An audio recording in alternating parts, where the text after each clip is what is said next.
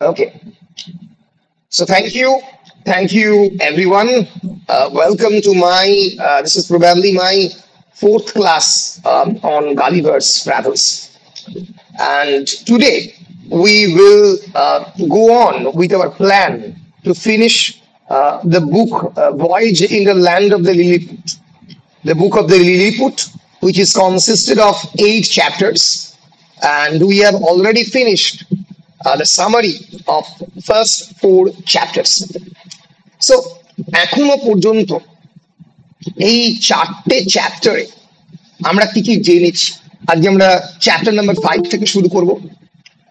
Immediately এর আগের চ্যাপ্টারে we are actually encountering a completely new species called the Lilliputians, যাদেরকে আমরা কখনো কল্পনাও করিনি যে 6 inches tall একটা হিউম্যান বিইং লাইক অ্যানিমাল হতে পারে।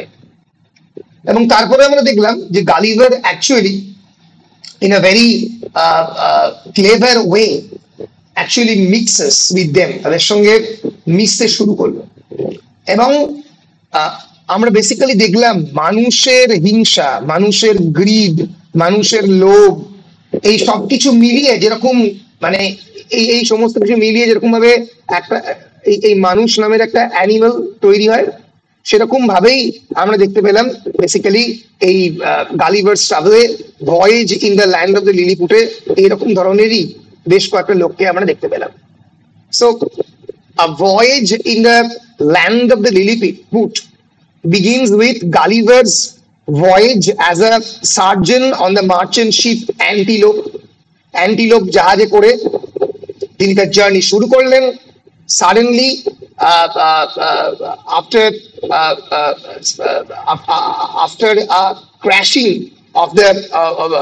crashing of his ship, his ship is destroyed during a heavy windstorm, and Gulliver is the only survivor. This very motive that his ship is being destroyed during a heavy windstorm and Gulliver is the only survivor, Gulliver কেবলমাত্র একমাত্র বেঁচে থাকবে, এটা বারবার গোটা novel জুড়ে রেকারেন্টলি আমরা repeat হতে দেখবো বিভিন্ন সময়। এবং গালিভার প্রথমবার এনকাউন্টার করবে এম্পারার অফ দ্য লিলিপুটদের, তাদের সঙ্গে তার সম্পর্ক তৈরি হবে। Here is another very important lesson, another very important I would say theme of the novel is the issue of the language. Why language? ভাষা কেন? Because Gulliver is encountering a completely foreign language and he has to learn this language in order to carry his conversation, in order to communicate with these little creatures. And we will see that after the cooperation of the Gulliver, the Imperial Council is very much impressed and they have actually debated whether or not to free Gulliver.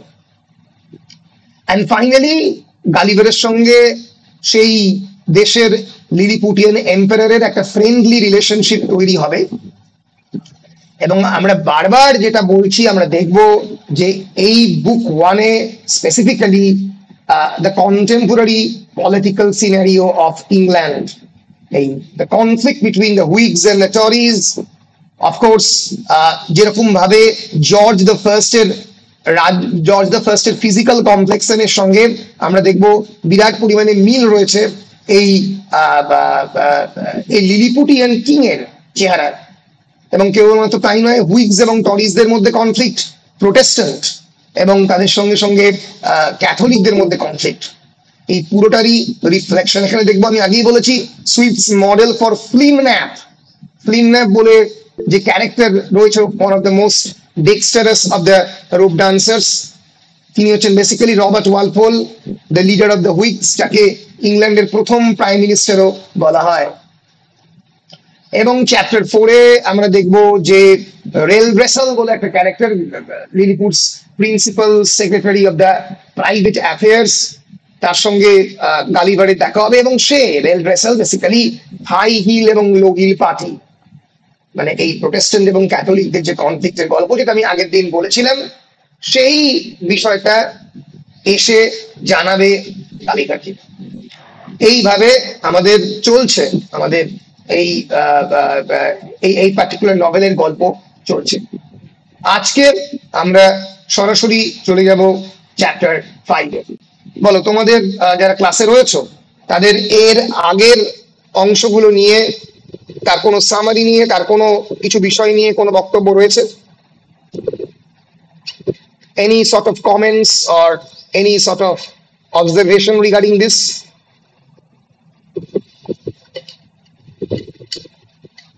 নেই, কিছু বক্তব্য নেই, তাই তো? বেশ, যদি বক্তব্য কারোর কিছু থেকে না থাকে তাহলে আমরা চ্যাপ্টার 5 থেকে আজকে যেটা আমাদের পড়াবার কথা সেখান থেকে আমরা সরাসরি চলে যাচ্ছি।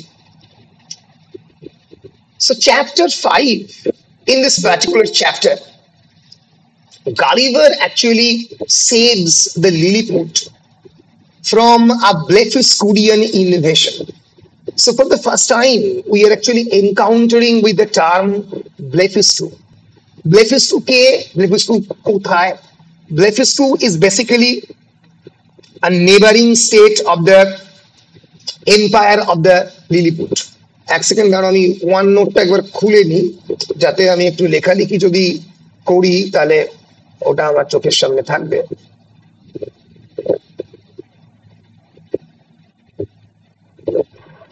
এটা আগের দিন ওদের হারুন পড়াচ্ছিলাম, Haroun and the sea of stories. হ্যাঁ, so Gulliver for the first time is actually facing a kind of, I would say, a moral dilemma. আমরা দেখব এরপরে। Why moral dilemma? Because whether to save the Lilliputian emperor from the Blefuscudian invasion or whether to destroy Blefuscu completely, ব্লেফুস্কুকে সম্পূর্ণরূপে ধ্বংস করে দেওয়াটা ঠিক হবে কিনা, যেটা লিলিপুটিয়ান এম্পারার তাকে বলবে। ফলে we will see, we are actually seeing a very important issue here, the contemporary issue of the colonialism. Remember, সেই সময়ে কিন্তু colonialism became a very important issue. আমরা colonialism-এর ইস্যুটা কি সেটা আসছি পরে, আগে একবার সামারিটা দেখে দিই। So Gulliver saves the Lilliput from a Blefuscudian invasion by dragging the Blefuscudian ships to Lilliput. যে ব্লেফুস্কুডিয়ান শিপ আক্রমণ করতে এসেছিল, বুঝতেই পারছো সেই যে শিপের চেহারা গালিভারের চেহারার কাছে কিছুই নয়। In gratitude, the Lilliputian emperor rewards Gulliver with the title Nardag. Nardag in Lilliputian language means brave. And Gulliver is pleased with his new title, but he is not the emperor's dupe.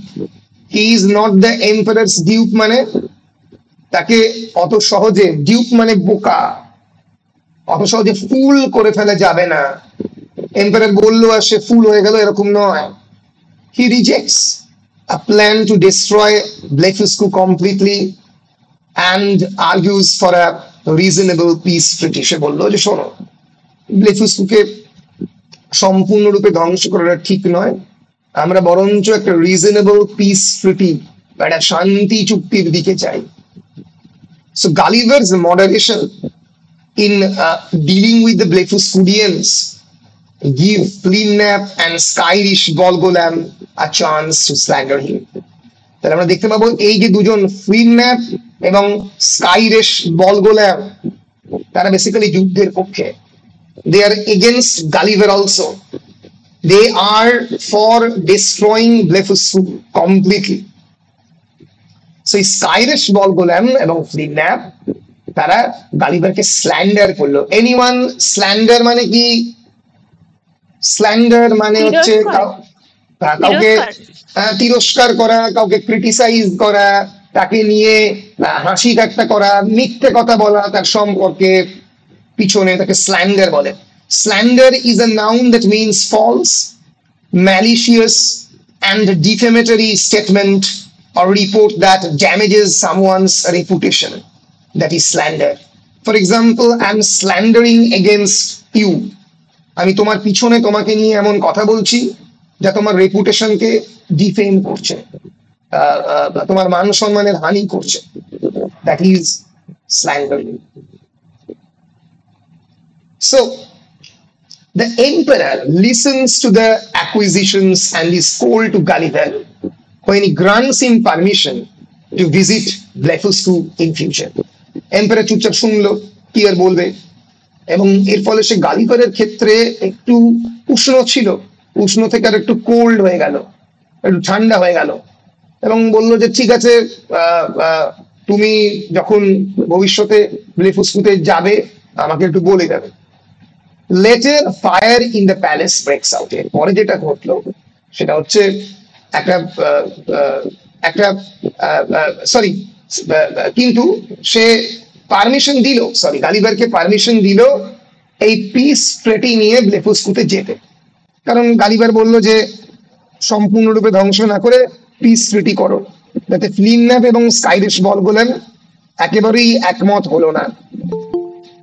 এরপরে একটি ঘটনা ঘটলো, letter fire in the palace ব্রেকস out. এরপরে গোটা palace জুড়ে একটা বিরাট fire হঠাৎ করে ব্রেক আউট করলো। And Gulliver puts out the fire by urinating on it, কারণ তার তো কোনো অপশন ছিল না ইউরিনেশন করা ছাড়া, অত জল কোত্থেকে ছুটে আনবে। এবার there is a law against anyone passing water in the royal palace. Already একটা সেখানে আইন ছিল, যদি কেউ সেখানে ইউরিনেট করে তাহলে তাকে শাস্তি দেওয়া হবে রয়্যাল প্যালেসে। পাসিং ওয়াটার মানে ইউরিনেট করা। However, and the empress is so horrified by Gulliver's firefighting technique, firefighting technique দেখে এমপ্রেস মানে যিনি সেখানকার রানী, তার অবস্থা খারাপ। So that she never forgives Gulliver, সে গালিভারকে কোনো ক্ষমা করতে পারে। Though the emperor softens, যদিও যিনি রাজা তিনি বুঝেছেন যে এছাড়া ওদের হাতে তেমন কোনো অপশন ছিল না, but softens though and promises Gulliver a pardon for his crime, এবং গালিভারকে তার যে সে যে ক্রাইম করেছে তার জন্য ক্ষমা করে দিলেন। আচ্ছা, আমি যদি কেবলমাত্র এই একটা কানে নিয়ে যখন কথা বলছি তখন কি আমার কথা শোনা যাচ্ছে, নাকি দুটো কানে নিয়ে বললে বেটার শোনা যাচ্ছে? কিন্তু আমাকে বলো তো। স্যার একই, আপনি যেটাতে বলবেন একই লাগছে। একই লাগছে, কোনো খুব একটা কোনো পার্থক্য হচ্ছে না, তাই তো? এটা এটা খুলে দিলে কোনো পার্থক্য হচ্ছে না স্যার। হ্যাঁ। সো সো আমরা দেখতে পেলাম যে this the emperor is horrified by seeing the fire.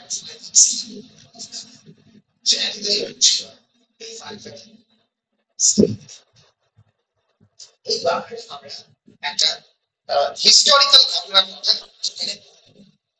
যেটা অ্যাকচুয়ালি এই প্রত্যেকটা ঘটনার মধ্যে তো হিস্ট্রি রয়েছে। So basically, ব্যাপারটাকে স্যাটিলাইজ করার চেষ্টা করছি by showing this conflict between the France and showing this conflict between the Blefuscu and the Lilliput.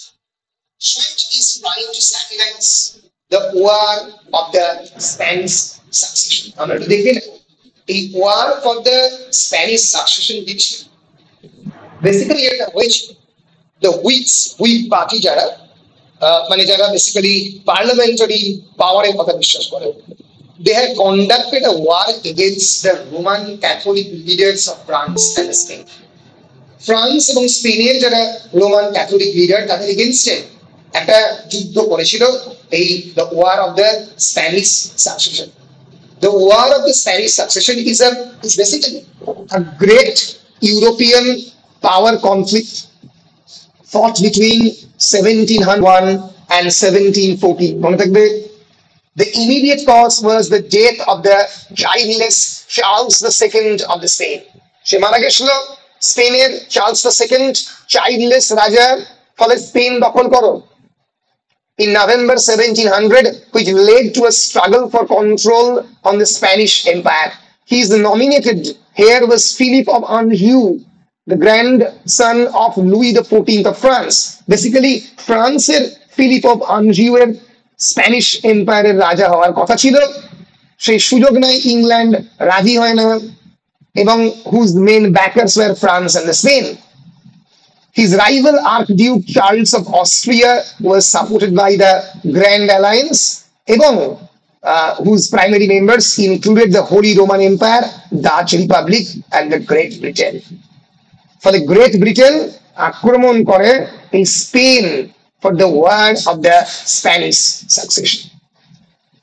এক্ষেত্রে একটু বিষয় পরিষ্কার করেই বলে নেওয়া ভালো, Jonathan Swift was against any form of colonialism. Now, what is colonialism? Anyone from the class? What is colonialism?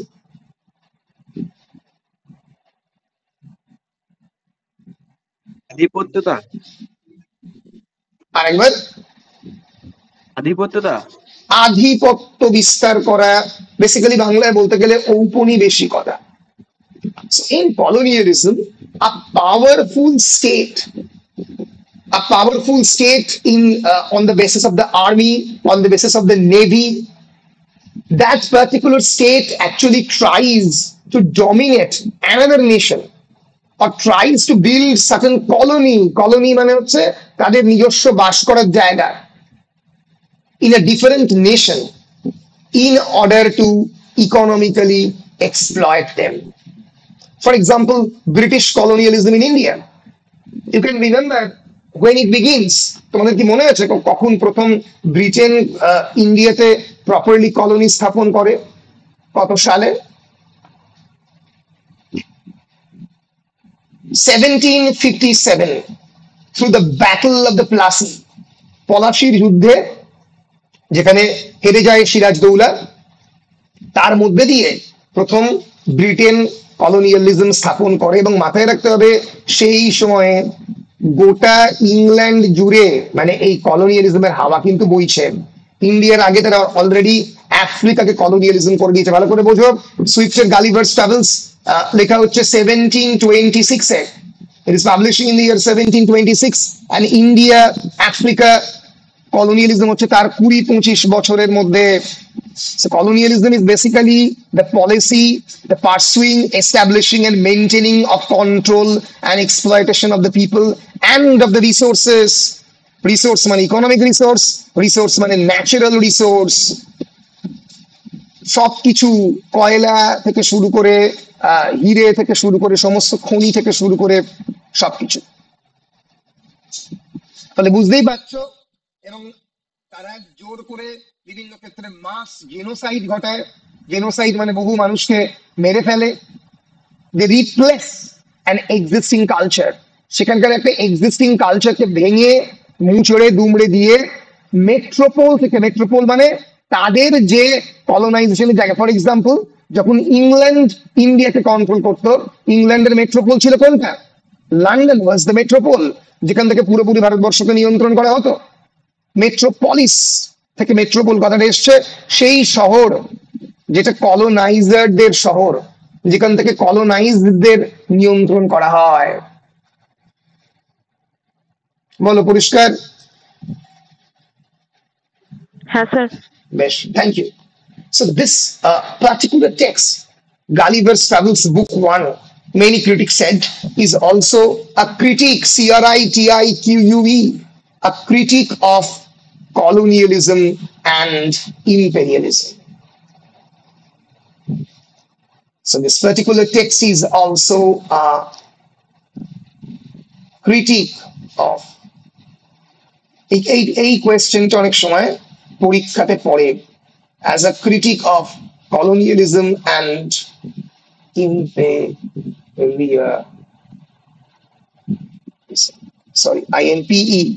imperialism, সাম্রাজ্যবাদের একটা সমালোচনা এই টেক্সটের মধ্যে আমরা বারবার দেখতে পাবো। এবং আর কি এখানে আমরা পাবো? আরো পাবো যে the Tories led by Harley and the Bolingbroke, a war of the Spanish succession, were willing to make a reasonable peace with France. তারা ফ্রান্সের সঙ্গে শান্তি করতে চেয়েছিল, শান্তি চুক্তি।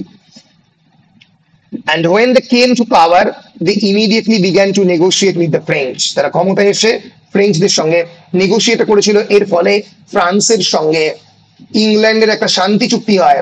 The result was the peace treaty signed at the Utrecht in 1713, যে piece ট্রিটির কথা এখানে গালিভার বলছে ব্লেফুস্কুর সঙ্গে সে করতে যাবে। But the Whigs accused the Tories of the treason because of a failure to get colonies and ports from the France and Spain. কিন্তু হুইগসরা পার্লামেন্টে টরিদের ভয়ঙ্কর সমালোচনা করে এবং বলে তারা অ্যাকচুয়ালি হিপোক্রেসি করেছে, তারা ট্রিজন করেছে, রাষ্ট্রদ্রোহিতা করেছে। কারণ কি? কারণ তারা কোনো কলোনি, ফ্রান্সের কাছ থেকে কোনো ধরনের কলোনি এবং পোর্ট মানে বন্দর, মাথায় রাখতে হবে পৃথিবীর শ্রেষ্ঠ নৌবাহিনী ছিল ব্রিটেন, তারপরেই ফ্রান্সদের, এবং তখন জলপথে যুদ্ধটা মারাত্মক হতো because they failed to get any form of colonies and the ports from the France and the Spain. France এবং স্পেনের কাছ থেকে কোন ধরনের কলোনি তারা পেতে পারেনি।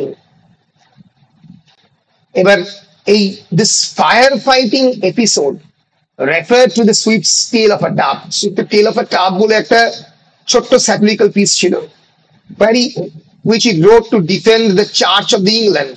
সুইফট তো নিজে প্রোটেস্ট্যান্ট ছিল, ফলে চার্চ অফ ইংল্যান্ড হচ্ছে অ্যাংলিকান প্রোটেস্ট্যান্ট চার্চ, তাকে against it's Puritan and Catholic enemies. এবার যদিও এটা পিউরিটান চার্চ, কিন্তু তা সত্ত্বেও এই চার্চ অফ ইংল্যান্ডের কিছু ক্যাথলিক এনিমিস ছিল, ক্যাথলিক এবং পিউরিটান দুটোই এনিমি ছিল, তাকে ডিফেন্ড করার জন্য রেখেছিল। এবং এর ফলে যে ফায়ার ফাইটিং এপিসোড যেখানে ফাইট করছে গালিভার, এটা যেন সুইফট নিজে ফাইট করছে against the Puritan and the Catholic enemies, তার কথা এখানে বলা হয়েছে। সো এই হচ্ছে মোটামুটি তোমার চ্যাপ্টার 5। এবার আমরা চলে যাব to a very important chapter, যেখান থেকে 5 নম্বরের প্রশ্ন পড়ে, দ্যাট ইজ চ্যাপ্টার নাম্বার 6। এই চ্যাপ্টার নাম্বার 6 এ কি ঘটবে?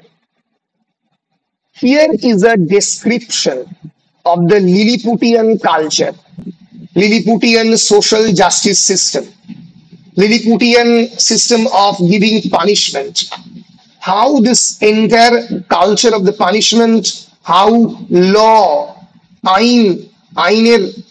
আইন কানুনের অবস্থা এই লিলিপুটিয়ানদের কিরকম তাদের দেশে, তার একটা ডেসক্রিপশন আমরা এই চ্যাপ্টার 6 এর মধ্যে দিয়ে পাবো।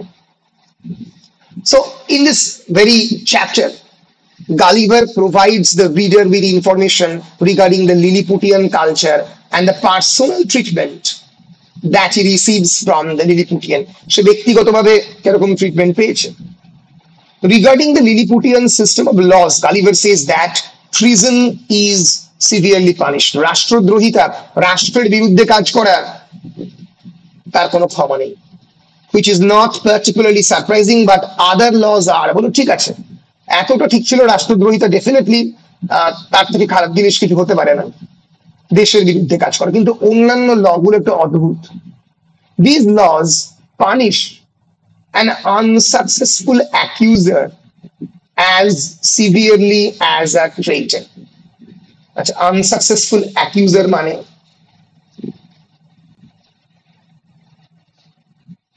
অ্যাকিউজ করা মানে কি? স্যার, যে মিথ্যে অপবাদ দেয়। অ্যাবসলিউটলি, যে মিথ্যে অপবাদ দিচ্ছে আনসাকসেসফুল অ্যাকিউজার। এই আনসাকসেসফুল অ্যাকিউজার যে মানে আমি তোমার নামে একটা মিথ্যা অপবাদ দিই, কিন্তু তুমিও একই রকম ভাবে মানে মিথ্যা অপবাদ দিলাম এবং তুমি যাতে বেঁচে গেল, কিন্তু আমি যে অ্যাকিউজ করলাম তোমার বিরুদ্ধে, আমি যতটা শাস্তি পেতাম তোমার জায়গায় থাকলে, তুমি ভুল করলে, আমি যতটা ক্রাইম করলে যতটা শাস্তি পেতাম, ততটাই শাস্তি আমি পাবো, কারণ এর মধ্যে দিয়ে আমি আরেকজনকে ডিফেন্ড করার চেষ্টা করছি, আমি আরেকজনের যে ফেম তাকে নষ্ট করার চেষ্টা করছি। ঠিক আছে? ফলে এই ল কিন্তু লিলিপুটিয়ান দেশে আছে। আচ্ছা, আমি একটা কাজ টুক করে নিই, সেটা হচ্ছে যেটা আমি করি প্রত্যেকদিন, রেকর্ড একটু রাখি, সেটা হচ্ছে কারা কারা প্রেজেন্ট রয়েছে। এখনই সব থেকে হাইস্ট প্রেজেন্ট দেখতে পাচ্ছি, ফলে আমি নামগুলো ডেকে নিচ্ছি। যদি কারোর নাম গুগল নেমের থেকে বা গুগল মিটে যে নাম দেওয়া হয়েছে তার থেকে আলাদা হয়, আমাকে একটু বলবে। অভিষেক বাউরি, অদিতি ঘোষ, অর্পিতা দত্ত, অর্পিতা লাহা, অতসী পাল, আয়েশার পুরো নাম আয়েশা সিদ্দিকী নাকি? আয়েশা খাতুন, সরি, আয়েশা খাতুন, বৈশাখী হাজরা, বনশ্রী ঘোষ, বৃষ্টি কুন্ডু, দিয়া কর, ফারহা সুলতানা, কল্যাণী সিং, কাঞ্চনা ঘোষ, খায়রুন্নিসা খাতুন, কৌশিকী নাগ, পিউ সাহা। তোমার নাম পিউ সাহা? স্যার ওটা প্রিয়া। হ্যাঁ, না প্রিয়া। স্যার, প্রিয়া। প্রিয়া সাহা, তাই তো? রাইট। হ্যাঁ স্যার। প্রেমরঞ্জন দাস, প্রিয়াঙ্কা পাতাড়, রাহুল মন্ডল, রাকেশ বাগদি, রিনা খাতুন, ঋষি ভট্টাচার্য, শাশ্বতী চক্রবর্তী, সাথী মন্ডল, সঈদা আসমা আঞ্জুম, সোমনাথ ঘোষ, সুচেতা চ্যাটার্জি। স্যার রিনা খাতুনটা ফতেমা খাতুন হবে। বেশ, রিনা খাতুন ফতেমা খাতুন হবে, রেকর্ডেড। সাথী মন্ডল, সাইদা আসমা আঞ্জুম, সোমনাথ ঘোষ, সুচেতা চ্যাটার্জি, সুমন দাস, সুতপা মন্ডল, উদয় শঙ্কর এবং ওয়াহিদা সুলতানা। বেশ, আমরা ফেরত চলে আসছি আবার আমাদের পড়াতে। ফলে একজন আনসাকসেসফুল অ্যাকিউজার লয়ের চোখে ট্রেইটার, মানে যে পিছন থেকে ছুরি মেরেছে তার মতোই অ্যাকিউজড হবে। এবং fraud is most frequently punished with death. Fraud মানে ধরা যাক, যেটা আমাদের দেশে খুব বেশি হয়, আমি তোমার কাছ থেকে টাকা নিলাম, বললাম 10% সুদ দেবো, দিয়ে ফেরত দেবো, দিয়ে দিলাম না, fraud, one form of fraud. বা আমি তোমার কাছ থেকে তোমার সই নকল করে দিলাম, that's also kind of fraud. মৃত্যু, ফ্রডের শাস্তি হচ্ছে মৃত্যু। And any innocent man who is vindicated of a charge is rewarded. এবং যদি কোনো ইনোসেন্ট মানুষ নিজেকে ডিফেন্ড করতে পারে সেই চার্জ থেকে, তাকে রিওয়ার্ড দেওয়া হবে, টাকা পয়সা দেওয়া হবে। Interestingly, ingratitude is a capital offence অদ্ভুত কাণ্ড। ইনগ্র্যাটিটিউড মানে, গ্র্যাটিটিউড মানে কি? স্যার অকৃতজ্ঞতা। অকৃতজ্ঞতা is a capital punishment. Capital punishment মানে হচ্ছে সব থেকে বড় পানিশমেন্ট। বেসিক্যালি ক্যাপিটাল পানিশমেন্ট মানে হচ্ছে মুন্ডুচ্ছেদ বা মৃত্যু। আমাদের দেশে ঠিকই ক্যাপিটাল পানিশমেন্ট বলা হয়। তাহলে অকৃতজ্ঞতাও ফাঁসি, অকৃতজ্ঞতা ফাঁসি বা মৃত্যু হতে পারে। So moral rather than clever man, খুব চালাক মানুষ নয়, কিন্তু আসলে মরাল মানুষ আর appointed to the powerful position. তাহলে এই যে description of the Lilliputian kingdom, এখানে of the law and the order, এটা কিন্তু is in direct contradiction of the description of the Lilliputian court, which is given earlier by Jonathan Swift or Gulliver himself. সেই ডেসক্রিপশনের সঙ্গে কিন্তু এই ডেসক্রিপশনের খুব একটা মিল পাওয়া যাচ্ছে না, কারণ সেখানে তো যারা ব্যাকস্ট্যাবার, যারা রোপ ডান্সার, যারা ব্যালেন্স করে চলে তারা ক্ষমতা পায়, কিন্তু এখানে আইন আইন অত্যন্ত কড়া আমরা দেখতে পাচ্ছি। ফলে ফলে এই এই এই পার্টিকুলার চ্যাপ্টারে এই লিলিপুটিয়ান এম্পায়ারের যে, মানে লিলিপুটিয়ান এম্পায়ারের যে কালচার এবং সোশ্যাল স্ট্রাকচার এন্ড সিস্টেমের যে ডেসক্রিপশন, তাতে কিন্তু আমরা দেখতে পাচ্ছি একটা আইডিয়াল স্টেট, মানে খুব কড়া একটা আইন কানুনের কথা সুইফট বলছেন, যেটা সুইফট হয়তো এনভিজন করেন ফর গ্রেট ব্রিটেন। সে চায় এরকম আইন আসুক, কিন্তু এরকম আইন এলে মুশকিল।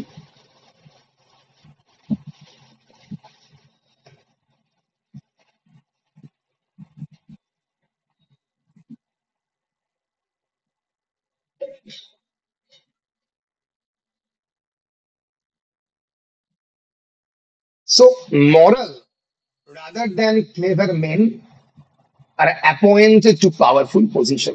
Moral লোক rather than clever men তাকে powerful position এ রাখা হয়।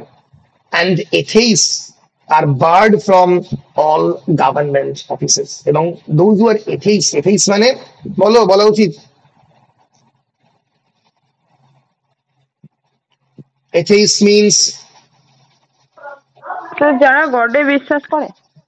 যারা গডে বিশ্বাস করে না, ঠিক আছে, যারা নাস্তিক।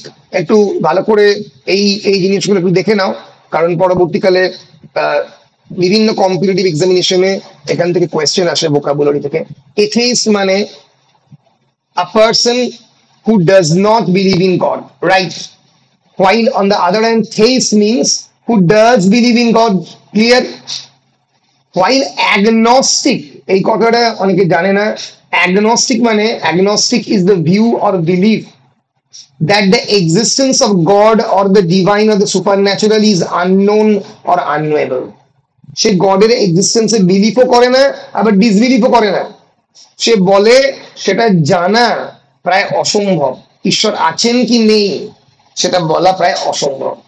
So that's agnosticism. তাহলে ক্লিয়ার হলো, থেইজম হচ্ছে বিলিভ ইন গড, এথিজম হচ্ছে who doesn't believe in the existence of God, and agnosticism means who is the view that belief that existence of God is unknown or unknowable. There is another important word, that is gnosticism. Gnosticism.